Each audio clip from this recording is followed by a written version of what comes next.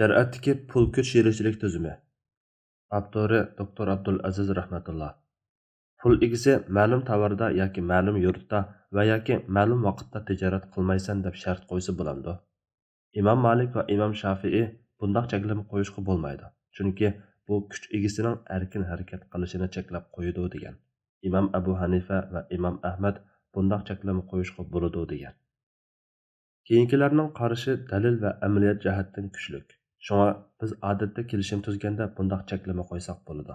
Rasululloh sallallohu alayhi vasallamning sahobasi Hakim ibn Hizam radhiyallohu anhu birisiga pul kuch sherikligi muomalasida pul berganda uningga pulimga tirik hayvon olmaysan, dengizga safarga chiqmaysan, suv ofatiga uchraydigan rayonga bormaysan. Bularning birini qilsang pulini to'laysan deb shart qo'yadi. Sahabining qo'ygan bu sharti bundaq cheklama qo'yishning joizligiga dalil bo'la oladi. Yana amaliyat jihatdan ilib aytsaqmi, ba'zi tiz buzilib ketadigan sayko'tat, meva-cheva, ushtumtut ilib qaradigan qo'y kala qatorli hayvonlar yoki kasal tegib ketadigan to'xi o'rdaklarda tijorat qilish buzilish ehtimolligi oz bo'lgan temir, raxit yoki uy saymonlaridek boshqa tovarlarda tijorat qilgan qaraganda xatarlikroq hisoblanadi. Hakim ibn Hizam radhiyallohu anhu buni ko'zda tutib, pul kuch kelishimida pulimga tirik hayvon olmaysan deb shart qo'ygan. Ya'ni ba'zi tovarlarda tijorat qilsa, ba'zi joy va vaqtlarda ziyon chiqishi aniq. Masalan, issiq belbog'larda qishliq kiyim-kechak tijorat qilish yoki sovuq joy va qish faslida sovuq ichimlik tijorat qilishga o'xshash. Yana ba'zi tovarlar uzun muddatda sotilib qo'ldan chiqadi. Ba'zisi tez qo'ldan chiqadi. Pul egisi ma'lum sabablar tufaylidan pul kuch sherichiligini qisqa muddat ichida bitirishni xohlaydigan ahvolda bo'ladi. Shunga pul egisi ma'lum tovarda tijorat qilishni shart qilib kelishsa to'g'ri bo'ladi. Ammo intayin qis yoki tepilmaydigan tovar bo'lsa, uningda tijorat qilishni shart qilib kelishni tuzsa to'g'ri bo'lmaydi. Yana paloni tijoratchidan sotib olasan yoki paloni tijoratchiga sotsan deb cheklam qo'ygan taqdirda ba'zi olimlarning nazarida joiz bo'ladi. Chunki ba'zi tijoratchilar omonatdor va sifatli mol tutadigan yoki arzonroq beradigan bo'ladi. Shirkatlarmi shundoq. Shunga ma'lum shirkat yoki ma'lum do'kon bilan muomala qilasan deb shart qo'ysimi joiz bo'ladi. Ma'lum bozorda tijorat qilishni shart qilishmi shundoq. Chunki ba'zi joylarda o'g'ri ko'p yoki tijoratchilari nachar bo'lishi mumkin. Hamda ma'lum yurt yoki joyni shart qilish masalasiga kelsak, ba'zi joylarda tijorat qilish ya o'g'rilari ko'p bo'lganligi uchun, ya qaroqchilar bo'lib talab ketadigan ehtimollik bo'lganligi uchun, ya urush va boshqa qalaymaqonchiliklar yuz berayotgan joy bo'lganligi uchun va yoki kavkun, yer tavrash, vabo qatorliq tabiiy ofatlar ko'p bo'ladigan joy bo'lganligi uchun xatarlik bo'ladi. Hakim ibn Hizam radhiyallohu anhu buni ko'zda tutib, pul kuch muomalasida dengizga safarga chiqmaysan, suv ofatiga uchraydigan rayonga bormaysan deb shart qo'yadi. Bundan boshqa yana ma'lum vaqt yoki ma'lum chog'larda tijorat qilmaysan deb shart qo'ysimi bo'ladi. Chunki ba'zi chilla mezgillarida tijorat kasotlashadi. Ba'zi vaqtlarda bozor jallanib ketadi. Ba'zi tovarlarning ma'lum oy kunlarida savdosi bo'ladi. Boshqa chog'larda savdosi kasotlashadi. Yana ba'zi vaqtlarda tijorat qilish xatarlik bo'ladi. Bu sabablar tufaylidan pul egisi yuqorqidagi shartlarni qo'ysa bo'ladi. Namuvafiq joyda yoki namuvafiq chog'da va yoki namuvafiq tovar bilan tijorat qilib, ziyon tortganlarni ko'p uchirtamiz. Shunga kelishim tuzganda bunday shart qo'yish o'rinliq ham pul kuch sherichiligidan ko'zlagan foyda olish maqsadiga muvofiq keladi. Bunday shartni ko'ngliga pukkan kishi kelishim tuzganda buni aniq ifodalash kerak. Bo'lmasa kelish bo'lgandan keyin men ma'vu tovarda tijorat qilishni maqsad qilmagan yoki avu joydan mol akilib sotishni to'g'ri topmayman deb turib olsa bo'lmaydi. Faqat islomda cheklangan tijorat bilan shug'ullanib qolgandala pul egisining pul kuch kelishimini buzib o'tish huquqi bo'ladi. Chunki musulmonlarning pulini halol yo'l bilan tepishi aniq. Shunga harom yo'l bilan tijorat qilmaysan deb shart qo'yishning hojati yo'q.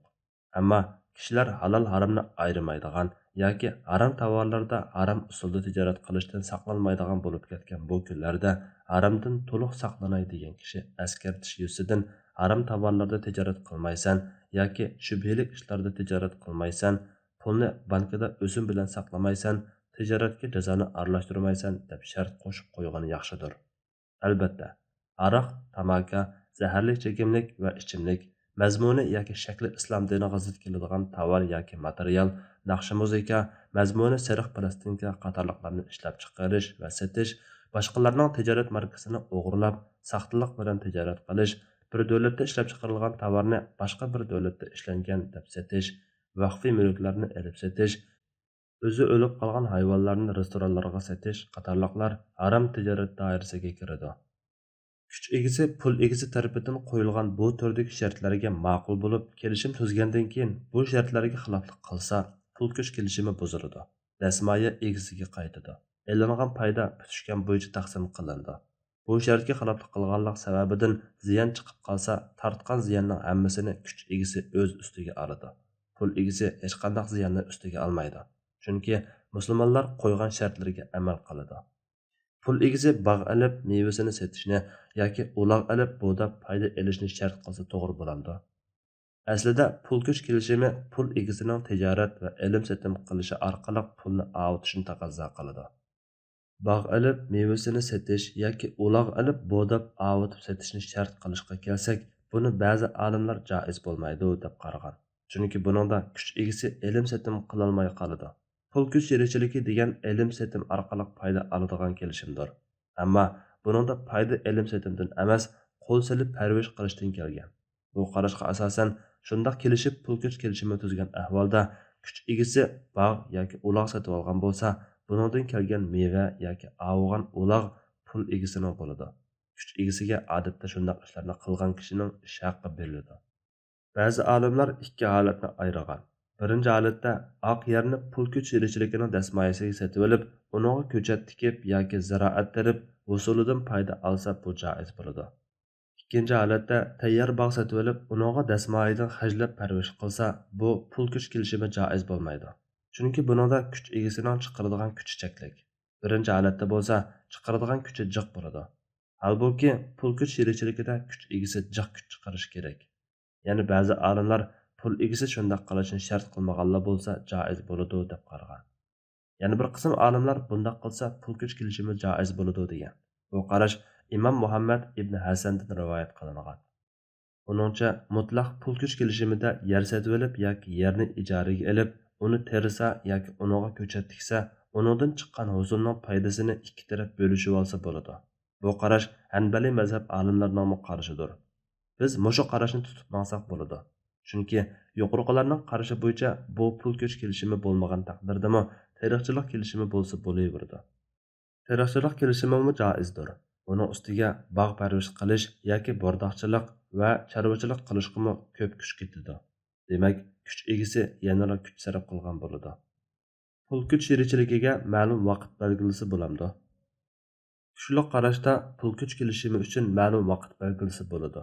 Masalan, bu pulda 1 yil pul kuch sherikchiligi tijorati qiling, foydasi tang bo'lsin deb to'xtasa bo'ladi. Imom Kasani buning joizligini pul kuch kelishimi vakil qilishdan iborat. Vakil qilish degan ma'lum vaqtga xos qilib qo'yishga zid kelmaydi deb tushuntirgan.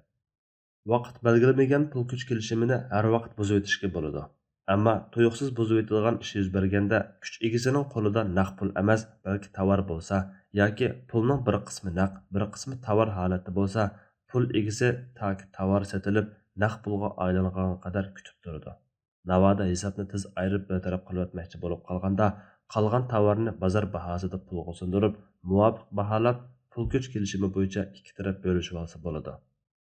Pul kuch kelishimidagi sherikchilikda tijoratning qanday ketayotganligi har ikki tarafga aydon bo'lishi uchun hisobi bir bo'g'ilib, pul kuch sherikchiligining muddatini 1 yillik qilib belgilab kelishim qilsimi bo'ladi. Yoki 1 yildan keyin yangidan mal olmaslik sharti bilan vaqt belgilasimi bo'ladi. Va yoki ba'zi bir mavsumlik tijoratlarda shu mavsum oxirlashquchi bo'lgan vaqtni bir muddat qilib belgilasimi bo'ladi. Masalan, kelishim qilgan yildagi bir mavsumda uzum tijorat qilish uchun pul kuch kelishimi tuzgan bo'lsa, uzum mavsumi tugganga qadar, paxta tijorati bo'lsa, paxta tijorati tugganga qadar, haj umr mavsumi tijorati bo'lsa, haj umr faoliyati tugganga qadar deganga o'xshash. Albatta, bu mavsumlarning oyoqlash vaqti jamiyatda va tijoratchilarning odatida hammaga ma'lum ishlardir. Ammo pul kuch kelishimini kelgusida bo'lish bo'lmasligi aniq bo'lmagan bir ishga bog'lab qo'yishga bo'lmaydi. Masalan, hajga bora olasang degandek. Chunki buningda noma'lumlik darajasi og'ir. Ammo bo'lishi aniq bir ish bo'lsa, uningga bog'lab qo'ysa joiz bo'ladi. Masalan, oyning 1-kuni kelsa degandek. Bu olimlarning qarashlaridan tanlangan qarashdir. musulmon bilan kafir pul kuch kelishimi tuzsa bo'lamdi. Olimlar pul kuch sherikchilik kelishimida ikki taraf cho'qim musulmon bo'lishi kerak deydigan bir shartni o'ttirg'a qo'yishda birlikka kelgan emas. Ammo barliq olimlarning qarshida pul egisi kafir, kuch egisi musulmon bo'lgan ahvolda bo'laverdi. Chunki bundaq ahvolda tijoratni musulmon aylantirganlik uchun pul kuch sherikchiligining tijoratida harom tijorat bo'lmaydi. Ammo pul egisi musulmon, kuch egisi kafir bo'lgan taqdirda ba'zi olimlar pul kuch sherikchiligi joiz bo'lmaydi degan. Chunki pul kuch kelishimida kuch egisi erkin harakat qila olgandila, andin har ikki taraf kelishimdan ko'zlagan foydani ola oladi. Kafir islom ahkomlarini bilmagachga erkin harakat qilsa cho'qim harom tijorat qiladi yoki harom ishlarni, harom pullarni tijoratga aralashtirib qo'yadi. Uning har bir ishiga aralashib olib tursa, tijorat oqmay qoladi. Ham uni cheklash pul kuch sherikchilik kelishimining ro'yiga zid keladi. Undaq bo'lgan ekan, kuch egisi kafir bo'lgan ahvolda pul kuch kelishimi to'g'ri bo'lmaydi. Yana ba'zilar bu kelishimga bir qancha cheklama qo'yilganda joiz bo'ladi degan. Masalan, kuch egisi kafir bo'lgan ahvolda musulmon pul egisi uningga haroq, zaharli chekimlik, mazmuni sariq yoki jamiyatga ziyonli narsalarda tijorat qilmaslik yoki tijoratga haromni aralashtirmaslik, o'sim bilan muomala qilmaslik qatorliq shartlarni qo'ysa yoki ma'lum xil halol tijorat bilan shug'ullanishni shart qilib kelishim tuzsa, kafirning shu shartlarga rioya qilmaganligini davomli nazorat qilib maqsa, bunda xatardan saqlanib bo'ladi deydi. İmam Ahmad mundaq degan: Musulmon kishi Yahudi xristianlar bilan shirik pul kuch muomalasi qilsa bo'ladi. Lekin u o'sim bilan muomala qiladiganlik uchun malni uningga yolg'iz tutqizib qo'ymay, ilm setimni musulmon o'zi qiladi. Hasan Basri va Savri qatorliq olimlarmi mushu qarashda bo'lgan. Biroq bundaq qilgan ahvolda bu pul kuch kelishimi bo'lmay, o'zining pulida o'zi tijorat qilganlik bo'ladi.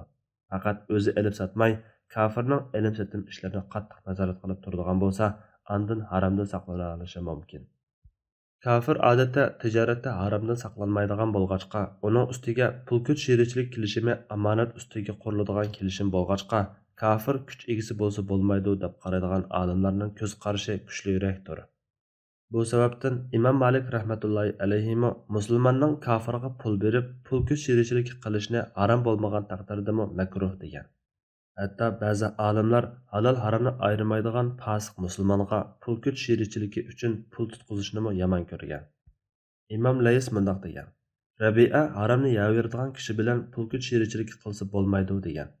Kuch egisi dasmayini o'zi aylantirmay, boshqa bir kuch egisiga berib, pul kuch kelishimi tuzsa bo'lamdi.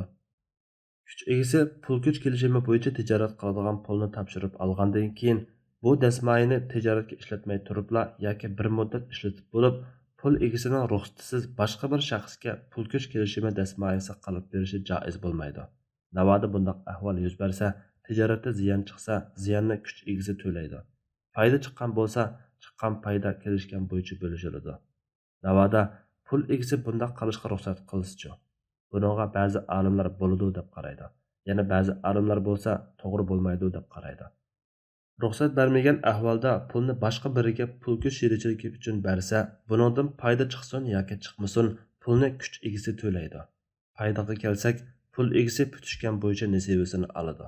Qolgan foyda kuch egisi bilan ikkinchi pul kuch kelishimidagi kuch egisining o'rtasida putishgan bo'yicha taqsim qilindi. Pul kuch kelishimida bir taraf yolg'iz bo'lmay, bir qancha shaxs bo'lsa bo'lamdi. Olimlar o'rtasida pul kuch sherikchiligining sarmoyasini bir kelishim bilan bir qancha kuch egisiga tutqizib bo'ladiganligida qarash o'xshashmasligi yo'q. Chunki bu Imom Mavardi degandek foyda elish kelishimi bo'lg'achqa bir shaxs bilan joiz bo'lgandek ko'p shaxs bilan joiz bo'ladi. Pul kuch kelishimida kuch egisi bir qancha kishi bo'lsa, ularning har biri oladigan foyda ulushi aniq bo'lishi shart. Yana ko'pchilik olimlarning qarshida ularning oladigan ulushi teng bo'lishi shart. Yana har bir kuch egisi ilm setim qilishda to'liq salohiyatga ega bo'lishi shart. Ammo pul egisi bir kuch egisiga yana birining ra'yini ilib ish qilishni shart qilsa-mu bo'laveradi. Ammo bir kishining ikki yoki bir qancha kishidan pul ilib, pul kuch sherikchilik qilish masalasiga kelsak, kuchli qarashga asosan kuch egisi bir shaxsdan pul kuch sherikchiligi uchun pul topshirib olgandan keyin pul egisining ma'qulligini olmay, boshqa bir shaxsdan pul ilib, yana bir pul kuch kelishimini qilishi to'g'ri bo'lmaydi. Chunki u ikkinchi kelishim bilan bo'lib ketib, birinchi kelishimni tashlab qo'yishi mumkin. Bundaq bo'lsa, birinchi pul egasiga ziyon bo'ladi yoki foyda chiqmaydi.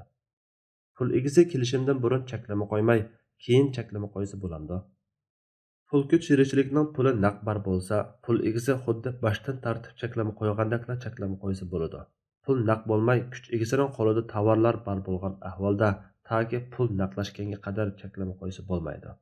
Pul naq bo'lgandan keyin andin malni nesi sotmaysan, malni boshqa biriga setib qo'yishga bermaysan degandek har xil cheklamalarni qo'ysa bo'ladi. Kuch egasi pul kuch kelishimidagi tijorat qiladigan malni pul egasiga setib qo'yishga bersa bo'ladi. Gerçi kelishim qilganda pul egasi billa kuch chiqarib mal setishib berdi deb shart qilmagan bo'lsa-mu, keyincha malning bir qismini yoki hammasini pul egasiga setib qo'yishga bersa, pul kuch kelishimi buzilmaydi. Bundaq ahvolda pul egasining sotqani pul kuch kelishimiga hisob bo'ladi. Ammo malni yoki dasmoyini pul egasiga pul kuch kelishimi qilib bersa to'g'ri bo'lmaydi. Chunki bundaq ahvolda kelishimning ichida yana bir pul kuch kelishimi bo'lib bo'lgan bo'ladi. Pul egasi kuch egasining ruxsatisiz pul kuch sherichiligining dasmoyisiga mal elib satsa, kuch egasining qo'lida dasmoyi naq pul bo'lgan bo'lsa, pul kuch kelishimi buziladi. Chunki bundaq ahvolda pul egasi o'zi uchun elib sotgan bo'ladi. Kuch egasining qo'lida qolgani tovar bo'lsa, pul kuch sherichiligi buzilmaydi. Chunki u pul kuch sherichiligi uchun setib qo'ygan bo'ladi. Navoda pul egasi pul kuch sherichiligiga tava tovarni naq pulga setib, uningga yana tovar setib olgan bo'lsa, kuch egasi faqatla birinchi tovarning foydasini deyishgan bo'yicha oladi. Ikkinchi qadam setib olgan tovarning foydasini ololmaydi. Chunki pul egasi dastlabki tovarni sotgan chog'da qo'liga naq pul kirgan. Pul kuch sherichiligining dasmoyisini naq holatda qo'liga elishi bilan pul kuchni buzayotgan hisoblandi. Undan keyin u pulga mal setib olsa, o'zining hisobiga mal setib olgan bo'ladi. Navoda tovar malni pulga emas, tovar malga sotgan bo'lsa, u chog'da uning foydasini ikki taraf bitishgan bo'yicha oladi. Kuch egasining chiqimi qandoq bir taraf qilindi? Kelishim tuzganda tijoratning chiqimini dasmoyidan qilish yoki qilmaslikni yoki qandoq chiqimni dasmoyidan qilish, qandoq chiqimni kuch egasi o'z yenidan qilish haqida aniq tutishgan ahvolda keyin chiqadigan nurg'un talash tortishning oldini olg'ili bo'ladi. Kuch egasi pul kuch sherichiligi tijorat qilish uchun safar qilsa, ko'pchilik olimlarning qarshida uning chiqimi pul kuch sherichiligining dasmoyisidan bo'ladi. Bir qism olimlarning nazarida kuch egasining xarajati mayli safarda bo'lsin yoki muqim holatda bo'lsin, berilish shart qilinmagan bo'lsa dasmoyidan bo'ladi. Shart qilmagan bo'lsa o'z yenidan chiqaradi.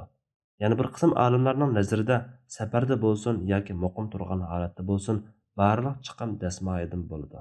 Yana bir qarashda kira va yatoq puliga o'xshash safar qilish sababidan ortiq chiqiladigan chiqimlarning hammasi foydadan chiqarib o'tiladi. Foyda bo'lmasa dasmoyidan chiqim qilinib, ziyonga hisob bo'ladi. Yuqorqisi olimlar o'tirsidagi o'xshashmagan ko'z qarashlardir xolos. Ko'pchilik olimlarning qarashini olsak, yatoq, tamoq, zarur topilganda qishliq kiyim-kechak, mashina va aeroplan biletlari, taksi kirasi, kiyim-kechaklarni yo'g'izish chiqimi qatorliqlarning hammasi muvofiq shaklda foydadan chiqarildi. Foyda bo'lmasa dasmoyidan chiqarildi. Dora va davolanish chiqimini kuch egasi o'zi ko'tardi.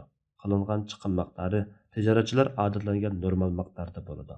Normaldan oshirib chiqim qilaversa, ortiq qismini o'zi ko'taradi. Mayli qandoq bo'lishidan qat'iy nazar, safarda yoki muqim holatda pul kuch sherichiligining dasmoyisidan qilinadigan chiqimlarni tijoratchilarning odati belgilaydi. Yoki pul egasi ruxsat qilgan ahvolda bu chiqimlar dasmoyidan chiqarildi.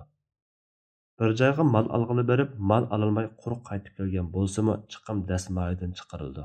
O'zining puli va pul kuch sherichiligining dasmoyisiga mal olish uchun safar qilgan bo'lsa, chiqim dasmoyi miqdori bo'yicha taqsim qilindi. Bir qancha kishining puliga mal olish uchun borgan bo'lsa, chiqim hammaga o'z miqdori bo'yicha taqsim qilindi. Davomi bor. Sajiya Islom tadqiqot markazi.